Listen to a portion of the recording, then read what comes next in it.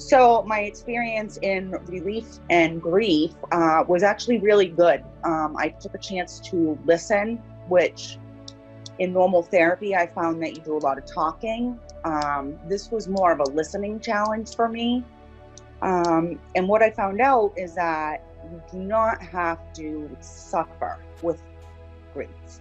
You made it really clear that you can live with grief and not suffer with grief. And that was the one thing that stuck out to me.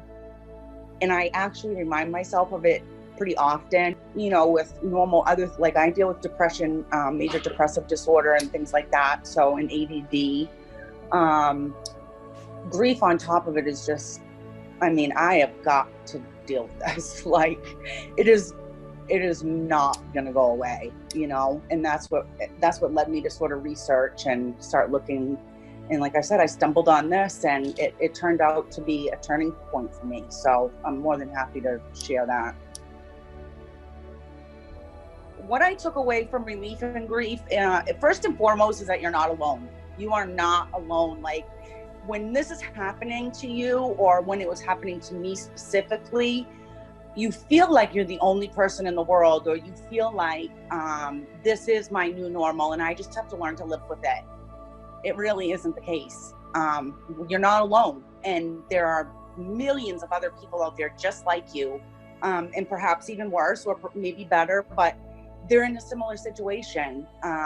And relief and grief gave me the opportunity to actually see that this is not my normal that I have to suffer with. Like this is my normal that I can learn to live with and find other things to be happy about or live with. So the first thing was that I'm not alone. I also found this to be very encouraging. Like I guess before I found it, it was more of I'm just like stuck and I hated everything and everyone kind of. And, I was angry and I was sad and, I still am, but I can do this. If I want to feel better, then I need to reach beyond traditional therapy. I need to add someone to my team. And Megan, you spoke volumes to me, and I don't even have enough good things to say about what you gave to me in just a very, very short amount of time. And then the other thing that I took away from this is that grief is like an evolution, I think. It's cyclical, and it's up to me to learn how to handle the turns in every time it's, cycles around.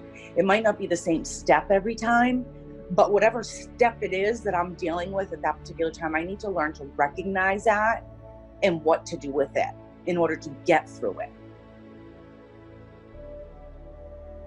Take the chance. If you don't want to speak, don't speak. I had every intention of just going and listening. And I'm so glad that I did. What you offered me was priceless. And I cannot be more thankful that I took the time to listen to you. If I could just encourage anybody that is feeling down or feeling like they can't, swim their way out of this grief pattern, just listen. You don't even have to say anything. I obviously did say things, and that's fine. I was nervous going in just because I didn't know what I was going to hear. Something that maybe I'll learn, or something that I'll find out about myself that I don't know, or that I am stuck in this, right? Maybe I was just afraid that another person would say, this is your new normal and you have to learn how to live with it. And it certainly isn't the case. And just in the research that I've done since I've heard that, you could not have said truer words, because I do not have to live like that. I don't have to suffer like that. I have to live like this, but I don't have to suffer like this.